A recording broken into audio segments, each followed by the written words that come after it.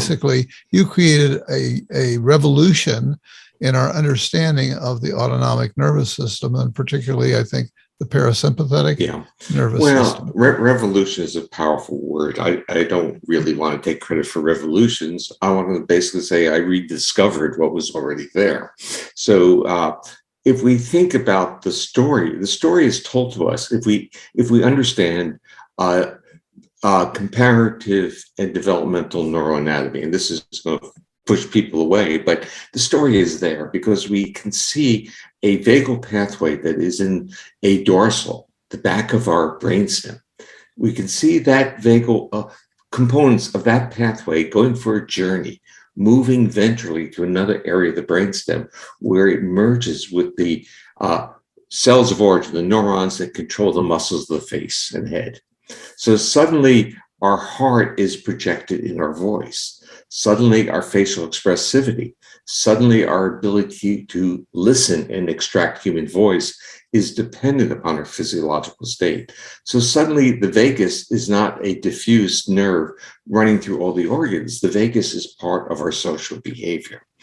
And that journey, that story is really a remarkable story from all levels, when we think about evolution, anatomy, or we think about the study of trauma, which is, in a sense, that's the system that is most vulnerable and that gets retracted because social engagement and being safe is vulnerability to a person with a trauma history. So in a sense, doing like this for me is accessibility. If I had the severe trauma history and I even went through those motions, I would get a visceral feeling of that I could be injured.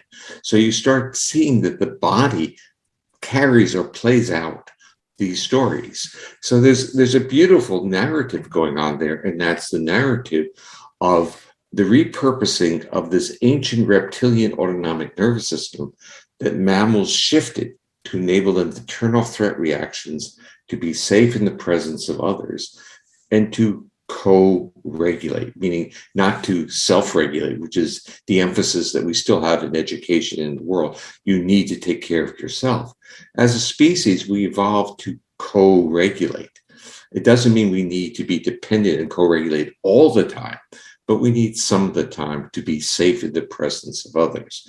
And as we were talking before we went on about the pandemic, what has the pandemic done to us? It's taken away that massive portal of social co-regulation that many of us have used to, in a sense, feel good about life and feel good about ourselves. And I wrote a paper, an editorial for a psychiatry journal on what I viewed as the paradoxical challenge to our nervous system during the pandemic. The pandemic is a period of time of chronic threat because of the virus. But in the history of humanity, when we've been under threat, how have we mitigated threat? Through our social interactions. And what happened during the pandemic? Social interactions also became a threat.